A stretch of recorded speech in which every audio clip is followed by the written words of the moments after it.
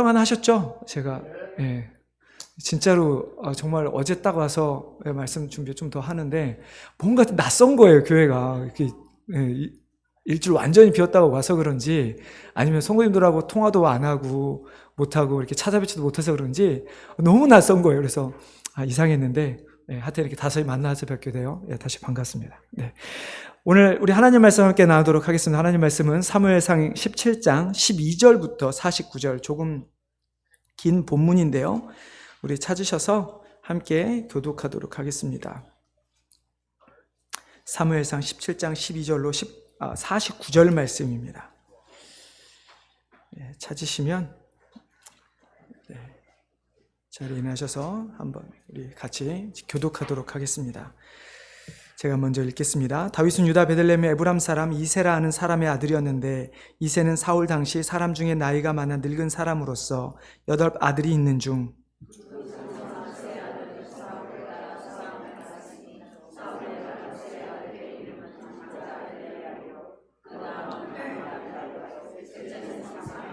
다윗은 막내라. 장성한 3 사람은 사울을 따랐고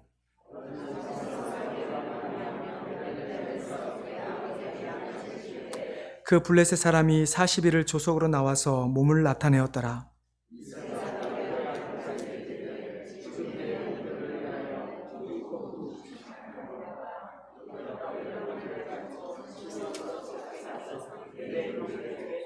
이 치즈 10덩어리를 가져다가 그들의 천부장에게 주고 내 형들의 안부를 살피고 증표를 가져오라.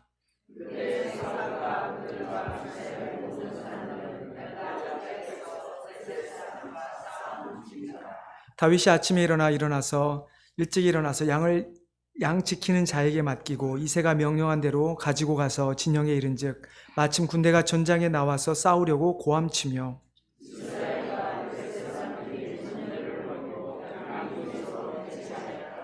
다윗이 자기의 짐을 짐 지키는 자의 손에 맡기고 군대로 달려가서 형들에게 문안하고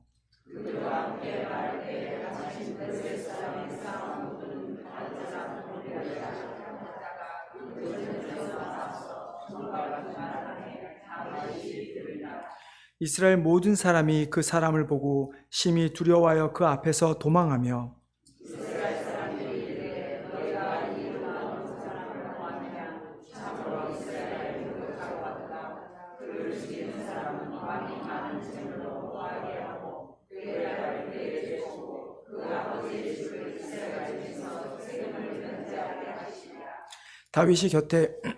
다윗이 곁에 서 있는 사람들에게 말하여 이르되 이 블레셋 사람을 죽여 이스라엘의 치욕을 제거하는 사람에게는 어떠한 대우를 하겠느냐? 이 할례 받지 않는 블레셋 사람이 누구이기에 살아계신 하나님의 군대를 모욕하겠느냐?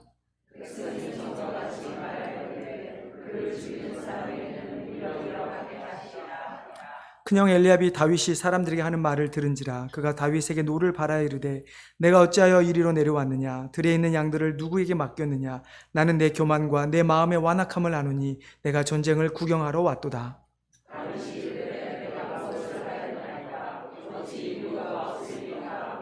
돌아서서 다른 사람을 향하여 전과 같이 말하며 백성이 전과 같이 대답하니라.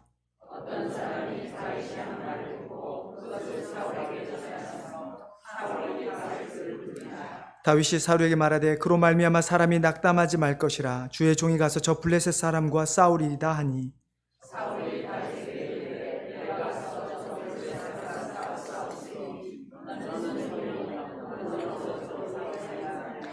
다윗이 사울에게 말하되 주의 종이 아버지의 양을 지킬 때에 사자나 곰이 와서 양떼에서 새끼를 물어가면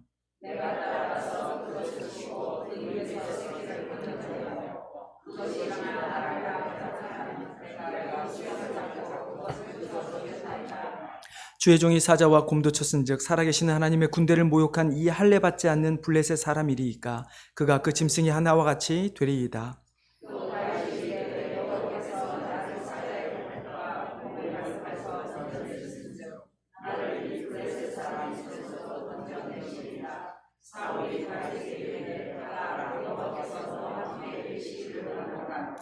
이에 사울이 자기 군복을 다윗에게 입히고 노투구를 그의 머리에 씌우고 또 그에게 갑옷을 입히매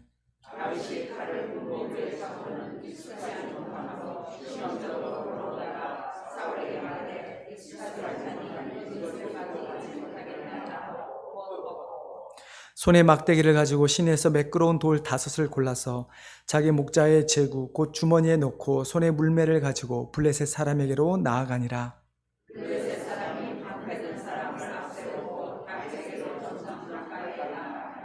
그 블레셋 사람이 둘러보다가 다윗을 보고 업신여기니 이는 그가 젊고 붉고 용모가 아름다움이라.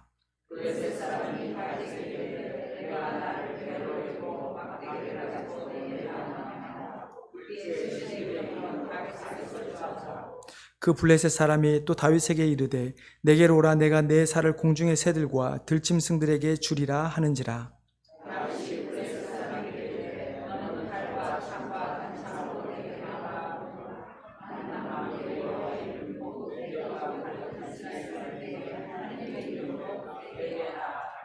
오늘 여호와께서 너를 내 손에 넘기시리니 내가 너를 쳐서 내 목을 베고 블레셋 군대의 시체를 오늘 공중의 새와 땅의 들짐승에게 주어 온 땅으로 이스라엘 하나님이 계신 줄 알게 하겠고.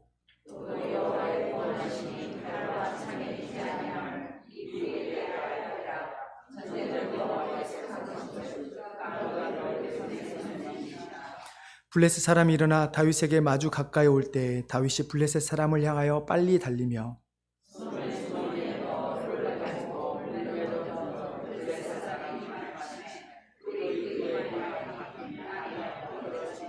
아멘.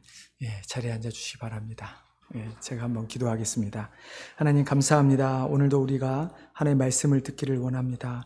하나님 우리를 겸손케 하여 주시고 하나님 말씀 앞에 온전히 순복할 수 있도록 도와주시옵소서. 모든 것 감사하며 예수님의 이름으로 기도드리옵나이다. 아멘. 예, 제가 과거에 이 본문, 정확하게 이 본문은 아니고 좀 짧은 본문으로 마음의 영적 영안이라고 하는 제목으로 말씀을 나눈 적이 있었습니다. 그때 우리가 어떤 세상을 바라볼 때 우리가 영안으로, 우리의 그냥 눈이 아니라 영안을 바라보아야 한다라는 제목으로 말씀을 나눴었는데, 오늘은 비슷하지만 다른 영적 전투에 대한 말씀을 나눠보고자 합니다. 여러분, 영적 전투를 라고 하는 단어를 딱 이렇게 들었을 때 어떤 것이 떠오르십니까? 당연히 문자적인 의미로 육체의 전쟁과는 반대인 영적 전쟁을 생각하실 것이 분명할 겁니다. 그러나 이게 분명히 일단 어떤 육적인 전쟁이 아닌 영들이 하는 전쟁, 이런 것이 분명한 것은 분명한데, 과연 이게 우리의 일상에서의 삶과는 어떤 연관이 과연 있을까요? 만약에 우리의 일상에 상관이 없다고 한다면 우리는 어떻게 영적 전투의 의미를 정의를 내릴 수 있을까? 이 세상에는 수없이 많은 종류의 싸움들이 있습니다.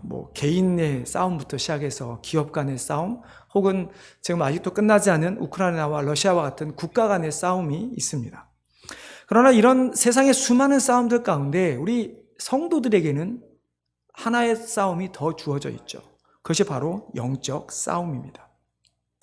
에베소서 6장 12절에 보면 바울은 이렇게 이야기를 합니다. 우리의 씨름은 혈과 육을 상대하는 것이 아니요 통치자들과 권세자들과 이 어둠의 세상 주관자들과 하늘에 있는 악의 영들을 상대함이라 라고 말씀하고 있죠. 분명히 바울이 이야기하듯이 우리의 싸움은 혈과 육, 우리의 어떤 육신으로 싸우는 싸움이라기보다는 통치자들, 그 다음에 세상 권세자들, 어둠의 세상 주관자들, 그리고 하늘에 있는 악의 영들을 대한 싸움이라고 이야기를 하고 있습니다.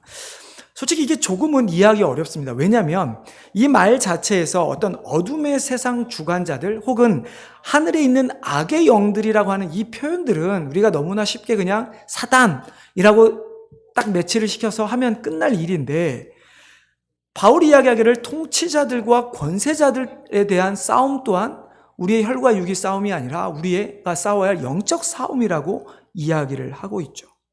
그러면 과연 세상 통치자들, 그들에 대한 어떤 세상의 권세 잡은 자들에 대하여 싸우는 영적 싸움이라고 하는 것은 과연 무엇일까? 우리가 매주, 오늘은 우리가 사랑의 교회를 기도를 했지만 우리가 매주 어떤 기도를 합니까? 선교를 위해서 기도할 때 많은 경우에 핍박받는 나라들을 놓고 우리가 기도를 하고 있습니다. 우리가 핍박받는 나라들을 보면 그들이 무엇에 대한 핍박을 받고 있습니까?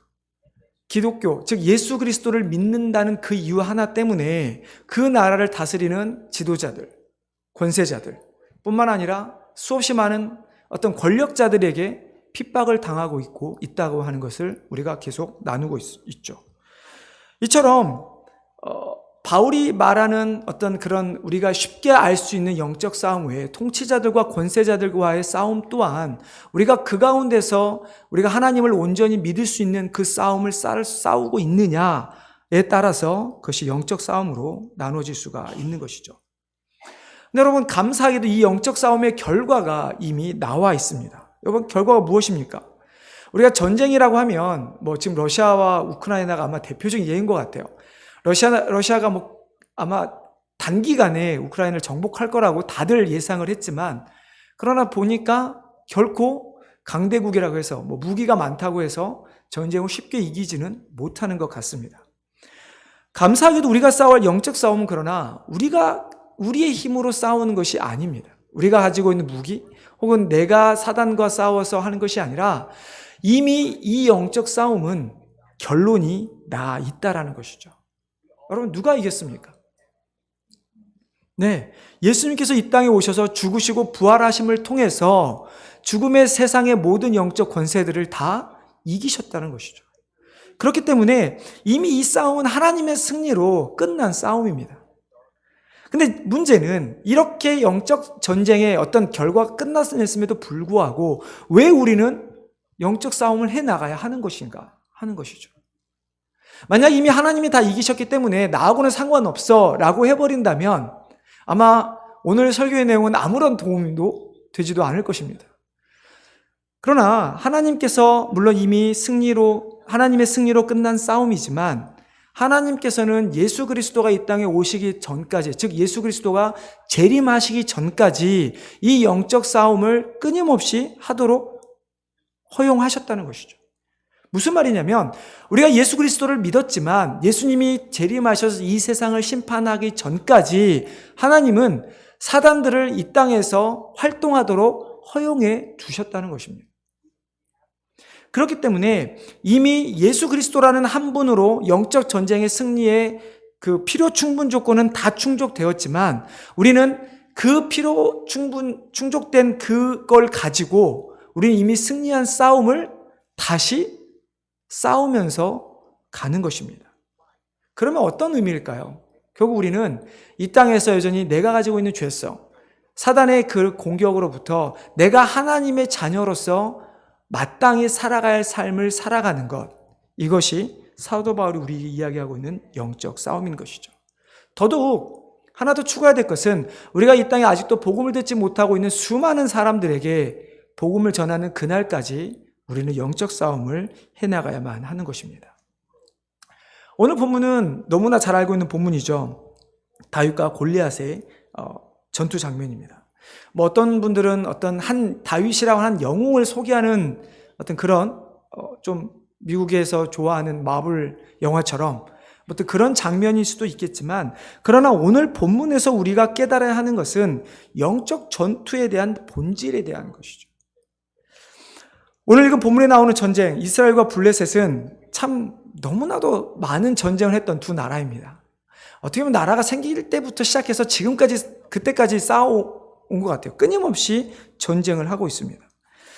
그리고 오늘 이 본문에 나오는 전쟁은 이 싸움의 주관자들이 골리앗이라고 하는 블레셋 장수와 다윗이라고 하는 한 이스라엘의 어떤 소년이 주도하는 듯한 그런 어떤 모습을 보여주고 있습니다. 그러나 실제적으로 이 본문의 모습에서 우리가 보아야 하는 것은 이것은 하나님께서 싸우시는 영적 전투라는 사실을 우리는 반드시 알아야만 하죠.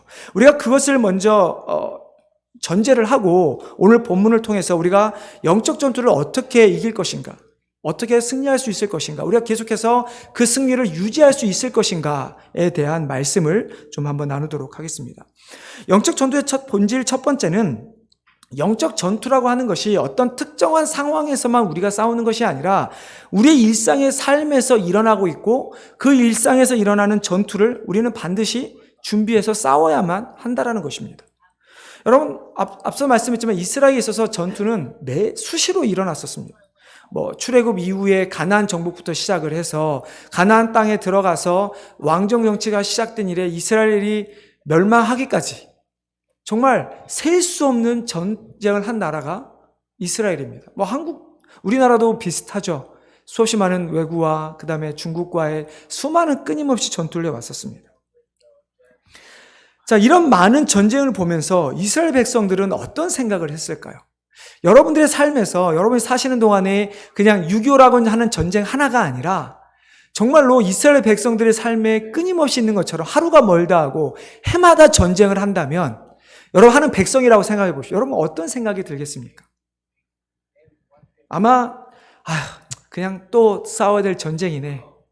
그냥 지난번에도 싸웠으니까 또 이번에도 그냥 대충 나가 싸우면 되겠지? 아마 이렇게 생각했을 확률이 높을 것입니다.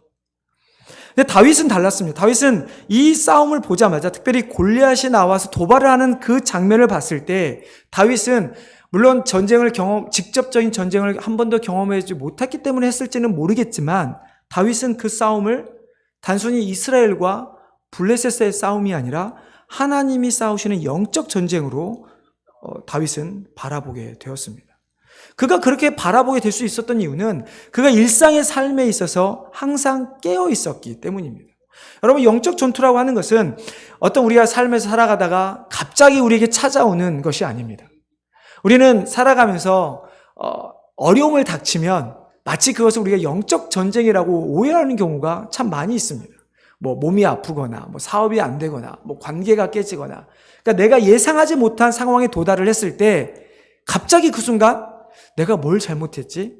내가 하나님께 뭘 회개해야 되지? 라고 하는 식으로 자꾸 그 세상에 나에게 일어나는 모든 일들이 내 잘못이 아닌 내가 하나님께 잘못을 해서 나한테 벌 주는 거라고 생각하는, 마치 영적 전투에서 실패해서 찾아오는 것이라고 생각하는 경우들이 참 많이 있습니다. 물론 100% 틀린 말은 아닙니다. 하지만 영적 전투라고 하는 것은 우리의 일상생활에서 계속해서 끊임없이 이루어지고 있다는 것이죠. 다윗에게 있어서 전쟁은 무엇이었을까요? 다윗에게 있어서 일상에서의 전투는 양을 먹이는 것이었습니다. 그런 어린 나이 때부터 양을 쳤습니다. 양을 끌고 그냥 집 앞에 이렇게 풀어놓고 오는 것이 아니라 필요하다면 며칠을 양을 끌고 푸른 초장을 찾아가서 먹이고 돌아오는 일들이 허다했습니다. 항상 좋은 일들만 있었을까요? 다윗이 고백처럼 수많은 야생 동물과 맹수들을 만난 적이 너무나 많았습니다. 그래서 다윗이 이렇게 고백을 합니다. 다윗이 사울에게 말하되 주의 종이 아버지의 양을 지킬 때 사자나 곰이 와서 양떼에서 새끼를 물어가면 내가 따라가서 그것을 치고 그 입에서 새끼를 건져내었고 그것이 이런 나를 해하고자 하면 내가 그 수염을 잡고 그것을 쳐 죽였나이다. 오늘 본문 34절, 35절의 그 말씀이 그 수많은 자기가 목동 시절에 싸웠던 그 싸움을 이야기하고 있습니다. 이러니까 어떤 분이 이 글을 보면서 이렇게 해석한 분이 있었어요. 다윗이 골리앗과의 싸움을 나가기까지 하나님께서 준비시킨 것이다. 하나님께서 다윗에게 목동 시절부터 작은 동물들, 토끼부터 시작해서 돌팔매질을 이길 수 있는 수준을 보내서 점점 키워갔다는 거죠. 그래서 나중에 맹수까지 이기고 그래서 골리앗까지 이기겠다. 가능할지도 모르겠습니다.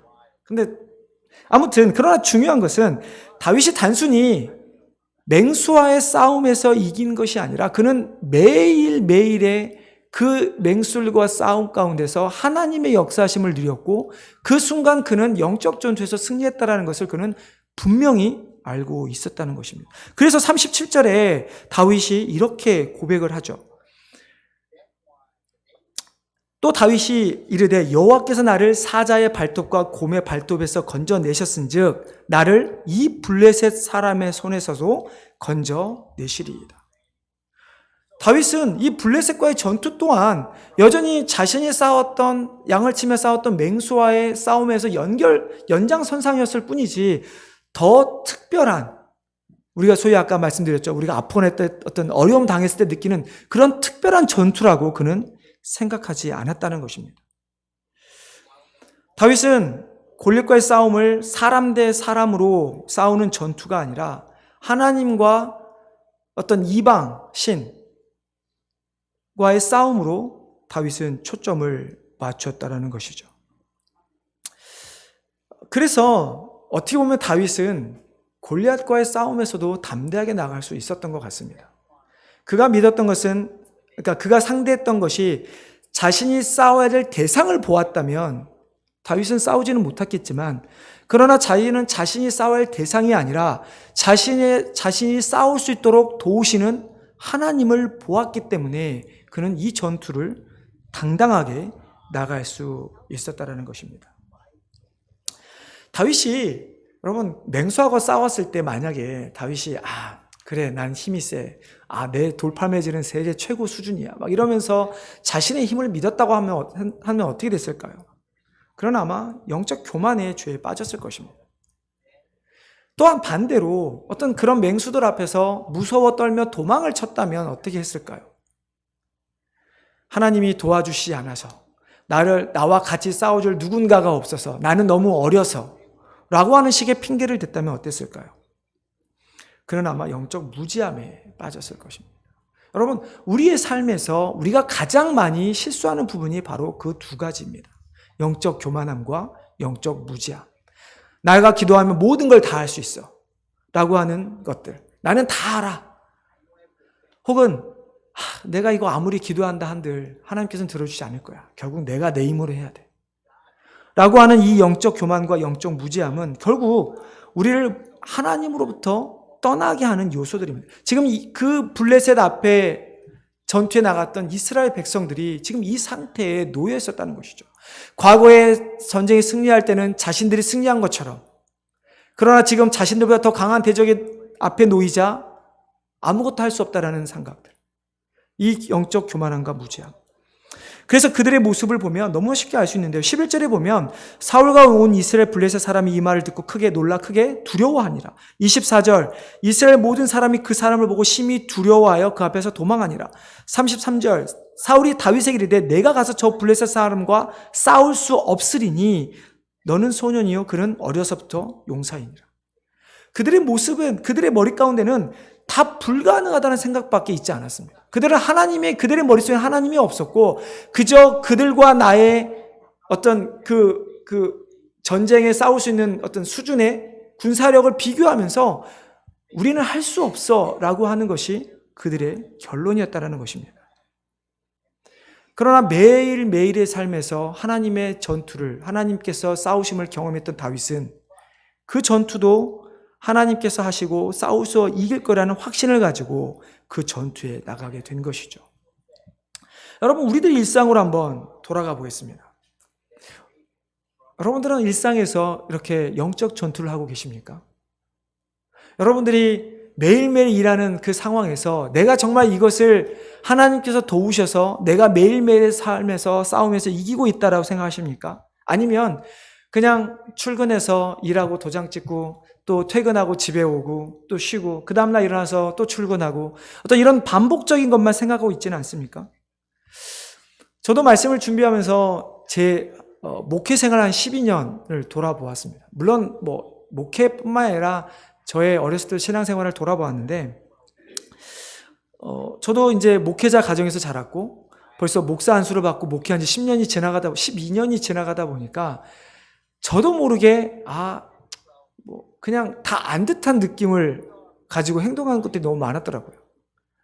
이 정도면 이렇게 하면 되지, 저 정도 하면 되지, 지금 이 정도면 내가 잘하고 있어 라고 한 이런 것들, 이건 내가 좀 부족하네, 어떻게 더 해야 되지, 어떤 하나님께 자꾸 매달리는 느낌보다는 하나님이라고 말은 하지만 결국 내 힘으로 했던 일들이 너무나 많은 것을 보게 되었죠. 만약에 제가 성도들을 대하고 말씀을 준비하고 이런 것들이 저의 삶이죠. 저희 일상의 삶인데 이것 가운데 단순히 내가 하나님과의 만남만 생각할 것이 아니라 나에게 주어진 영적 전투라고 생각한다면, 예를 들어 성도님들이 겪은 어려움들, 또 우리 교회가 복음을 전해야 될 대상들을 생각하면서 많은 부분에 있어서 이것이 영적 전투라고 생각한다면 어떻을까? 여러분도 비슷하지 않습니까? 우리가 만약에 영적 전투를 하고 있다고 생각한다면 우리가 만나는 사람들에게 우리는 좀 더 관심을 가져야 합니다. 혹시 이렇게 비즈니스 하시는 분들은 단골 손님이 어느 날 왔는데 표정이 너무 어두워요. 그러면 그냥 지나갈 게 아니라 무슨 일 있으십니까? 라고 하는 이 한마디.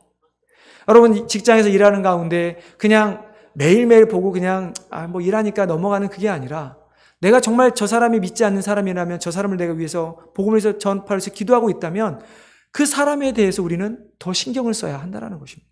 여러분, 이것이 영적 전투입니다.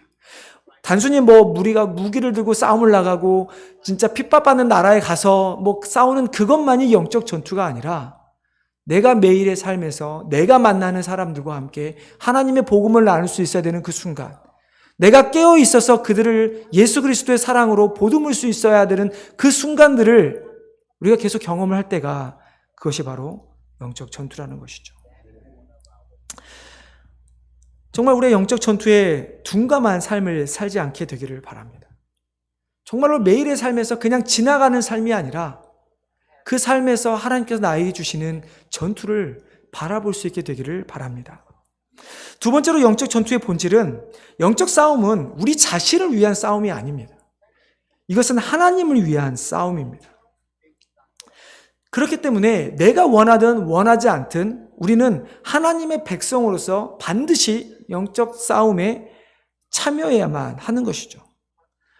그렇다고 해서 이 싸움이 단순히 사단에게 지지 않으려고, 넘어가지 않으려고 하는 싸움이 결코 아닌 것입니다. 그 말은 우리가 한번 유혹에 빠져서 죄를 지었다 해서 낙담할 필요도 없고요. 내가 한번 그것에 대해서 승리했다 그래서 우쭐해야 할 필요도 없다라는 것입니다. 우리가 마치 유혹을 이기며 승리한 것처럼 보이고 우리가 유혹에 빠지면 그 싸움에서 실패한 것처럼 보이지만, 그러나 실제적으로 이 싸움은 앞서 말씀드린 것처럼 하나님께서 이미 승리하신 싸움이고 하나님께서 싸워 가신다라는 것을 우리는 먼저 깨달아야만 하는 것이죠. 만약에 하나님의 싸움이라고 하는 것이 어떤 우리 성도의 한 사람 한 사람의 실패와 성공으로 말미암아 영적 싸움이 결정되어진다면 어떻게 될까요? 하나님께서 이미 승리하신 그 싸움이 내가 실패했다고 해서 그 승리가 없어집니까? 결코 그렇지가 않죠.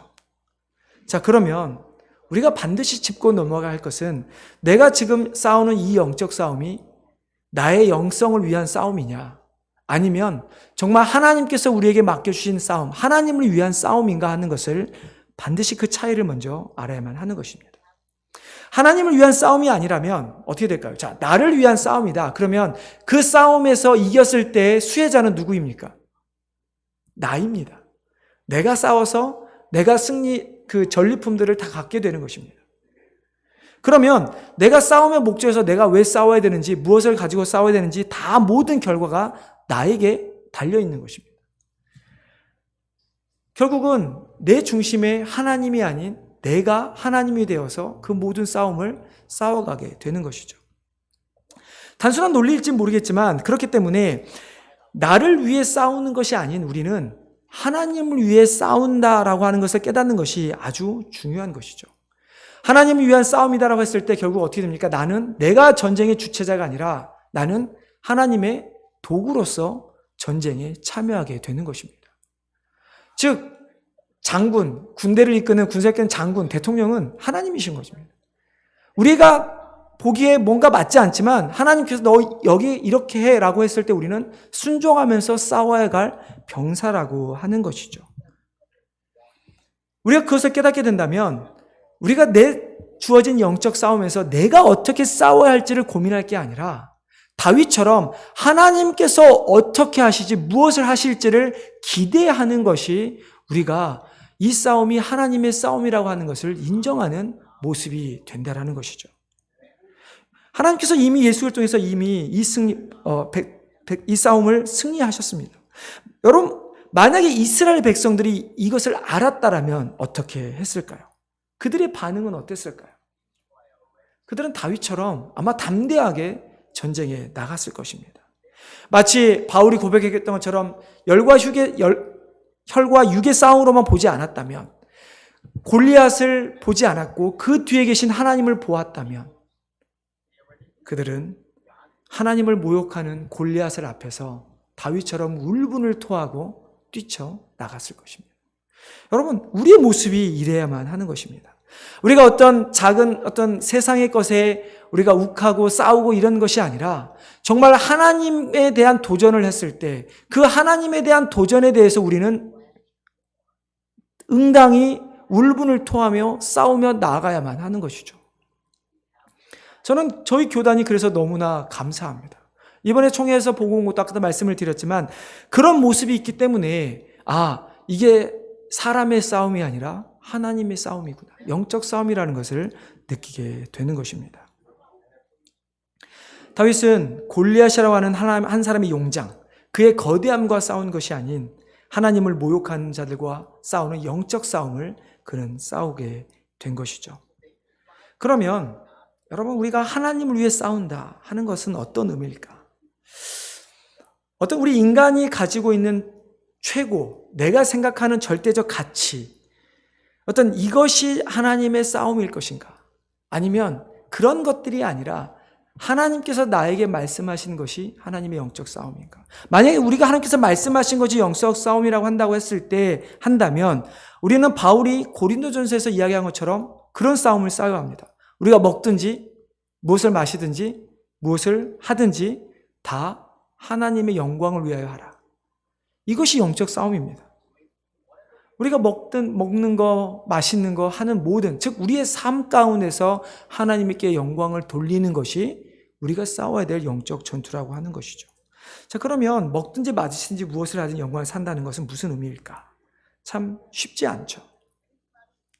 여러분 오늘 아침에 식사하셨습니까? 저는 주일 아침 잘 안 하는데요. 어떤 생각을 하시면서 식사를 하셨습니까? 오늘도 내 아내가 맛있는 걸 해줬네? 라고 하시면서 식사를 하셨습니까? 아니면 그냥 매일매일 먹는 밥이니 뭐 특별한 생각 없이 앉으셔서 드시고 오셨습니까? 우리의 생각을 바꿔야만 한다는 것입니다. 내가 이 아침을 먹고 내가 오늘 하루 동안에 나의 삶에 주어진 삶에서 내가 영적 싸움에서 승리하리라. 결국 우리의 삶에 있어서 가장 중요한 것은 나의 싸움이 아닌, 나의 하나의 신앙인으로서 사단과의 싸움이 아닌 이 모든 것이 하나님께서 하시는 영적 전투라는 것을 우리는 반드시 깨달아야만 하는 것이죠. 자, 그러면 마지막으로 이 영적 전투를 싸울 때 싸워야 할 무기가 무엇일까요? 그것 또한 내가 아니라 하나님 한 분이라는 사실입니다. 많은 이야기를 제가 여기 썼지만 좀 간단하게 한다고 했을 때면 여러분 골리앗을 한번 생각해 보십시오. 그 당시에 골리앗이 입었던 갑옷들 여기 자세히 나와 있잖아요. 한 사람이 들 수도 없을 만큼 무거운 옷입니다. 감히 상상할 수 없을 만큼 큰 키의 무기를 가지고 있었습니다. 이 당시에 학자들이 말해 가면 블레셋은 철기 문화를 이미 답습해서 갑옷을 만들고 그런 나라였고요. 이스라엘은 어찌다 보니 다시 퇴보를 해서 여전히 후석기 시대, 그나마 철기 시대 바로 가기 전에 그 시대에 놓여 있었던 것이 이스라엘이었습니다. 그러니까 물론 이스라엘에 그 철기로 만든 무기도 있긴 했지만 그만큼 차이가 많이 난다라는 이야기죠. 여러분 총 들고 있는 사람한테 칼 들고 나가서 이길 수 있으십니까? 보통 사람일 경우에 우리 일반 사람이 총 들고 있고 정말 전투에 뛰어난 사람이 누군가 있다면 그 사람이 이길지도 모르겠지만 보통 사람끼리 대했을 때 총 든 사람을 칼이 이길 수 없죠.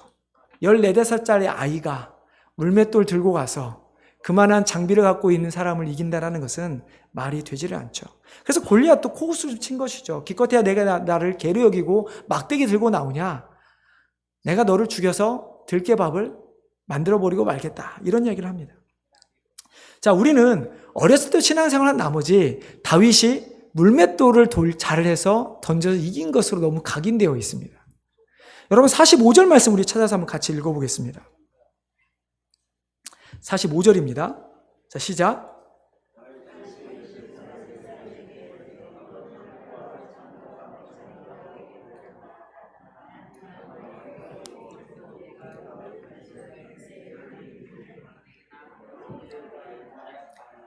자, 골리앗도 이스라엘의 온 백성들이 보지 못한 것이 무엇입니까? 다윗만 볼 수 있었던 한 가지가 무엇입니까? 그것은 다윗이 들고 간 물매와 돌이 아니라 그 뒤에 있는 하나님의 이름이었습니다. 이스라엘 백성들은 하나님을 보지 못했기 때문에 절대적 무기인 하나님을 보지 못했기 때문에 그 앞에서 두려움에 떨 수밖에 없었지만 다윗은 그 뒤에 있는 하나님을 보았기 때문에 그는 평소에 하나님의 임재를 만났고 하나님의 도움을 겪었고 하나님이라는 강력한 무기를 알고 있었기 때문에 이 전쟁에 나아가게 된 것이죠. 여러분, 우리가 해야 할 전쟁의 싸움에서 우리의 무기는 우리가 가진 것이 아닌 하나님의 이름, 여호와 이름이 되어야만 합니다. 나의 열심도 아니고요, 내가 가진 재물도 아니고 내가 가진 능력도 아니고 명예도 아니라 오직 하나님의 이름만이 우리를 싸움에서 이길 수 있게 한다는 사실을 믿으시기를 바랍니다. 우리는 너무나 참 내가 가진 것으로 싸우다 보니까 우리가 무너지는 것을 많이 보게 됩니다. 내가 가진 지식, 내가 가진 노력, 내가 가진 어떤 직분들, 내가 오래 다녔던 교회 경력들. 그러나 우리가 해야 될 것은 우리가 말씀과 기도로 나아가야만 하는 것이죠. 여러분, 말씀을 이제 맺으려고 합니다. 제가 목회자로 교회를 섬겨왔던 12년의 시간 동안 어떻게 보면 어렸을 땐 저도 잘 몰랐던 것 같아요. 그 12년 동안 가장 많이 했던 고민이 한 가지가 있습니다. 저는 이제 미국에서만 이민교회만 12년을 해왔는데요. 미국 교회만은 아닌 것 같습니다. 제가 했던 고민은 변하지 않는 교회에 대한 것이었습니다. 변하지 않는 교회라기보다는 어떻게 보면 점점 더 세속화되어지는 교회, 어떤 우리의 힘을 잃어버리는 교회에 대한 고민이었습니다.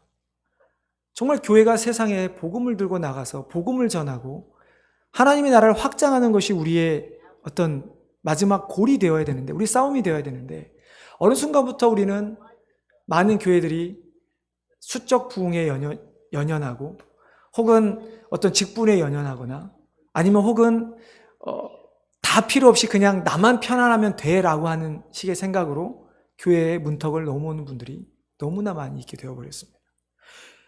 지금 세계에서 한국 교계와 미국 교회에서 어떤 일이 일어나는지 크게 관심이 없어하는 모습들이 너무나 팽배해져 버리고 말았습니다.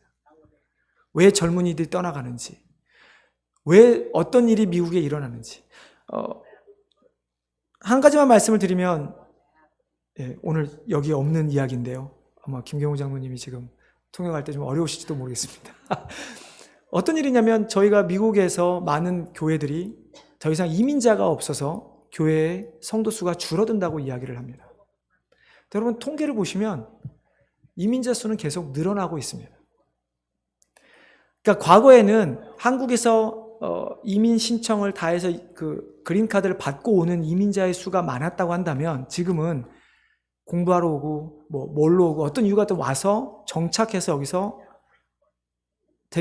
시민권을 따게 되는 경우가 훨씬 많아졌다는 것입니다. 근데 교회들이 하는 이야기들은 이민자가 없어서 한국 이민교회가 점점 문을 닫고 줄어져 간다고 이야기를 하죠. 여러분, 필라만 하더라도 저는 필라에 오래 있었으니까요. 필라 전체 인구수가 대략에서 펜실베니아에 한 3만에서 5만 명을 추정을 합니다. 물론 필라에 교회가 많죠. 근데 교회마다 없다고 하지만 그게 없는 게 아니라 어떤 일이 벌어지냐면 과거에는 교회가 한국인의 어떤 그 모임의 장소, 그러니까 한국 사람들이 미국 오면 한국 사람 만날 수가 없잖아요. 그러니까 교회가 문화의 장소고 교제의 장소였습니다. 근데 지금은 더 이상 교회가 그런 역할을 하지 않습니다. 사람들이 오면 한인회 혹은 인터넷을 통해서 얼마든지 혹은 아는 사람을 통해서 미국에 정착하게 됩니다. 그럼 우리가 무엇을 놓치고 있냐면 과거에는 우리 그 이민 1세대 목사님들은 공항에 가서 정말 이민 온 사람들을 데리고 와서 다 도와줘서 그렇게 해서 교회를 오게 했는데 지금은 더 이상 그렇게 하지를 못한다는 거죠. 결국은 우리가 놓치고 있는 것은 우리는 이민자가 없는 게 아니라 우리 주변에 믿지 않는 자들을 더 이상 우리가 신경 쓰지 않고 있다는 것이죠. 우리 교회가 싸워야 될 영적 싸움은 이런 것입니다.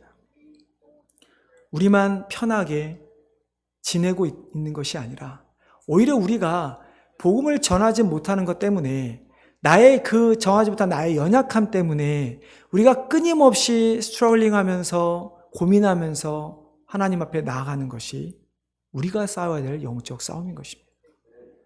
우리가 그 싸움에 필요할 때 우리에게 필요한 것은 바로 말씀입니다. 우리가 끊임없이 말씀을 통해서 하나님께서 나에게 도전하시는 것들을 우리는 알아야만 합니다. 그리고 그 말씀을 통해서 안 것들을 오늘 우리 나눈 말씀처럼 내 삶의 전반에 거쳐서 다 적용할 수 있어야 하는 것이죠. 여러분, 이것이 우리가 싸워야 될 영적 싸움의 본질입니다. 여러분의 삶에서 얼마나 많은 말씀을 통한 찔림이 있으십니까? 얼마나 많은 여러분의 기도의 시간을 통해서 여러분의 자신들의 죄를 돌아보며 하나님 앞에 회개하며 정말 예수를 닮고자 고백하고 계십니까? 우리에게 이미 승리가 이루어진 싸움, 주어진 그 싸움을 우리가 하지 않아서 이미 주어진 승조차를 놓친다면 얼마나 우리에게 그것이 안타까운 일이겠습니까? 다시 한번 우리가 말씀으로 돌아가기를 원합니다. 매일의 삶에서 주님을 닮아가는 삶을 사시기를 바랍니다. 그리고 그 삶이 여러분의 삶의 현장에서 다른 사람에게 나타낼 수 있게 되기를 바랍니다. 아, 정말 저 사람은 하나님의 사람이고 예수님을 믿는 사람이구나.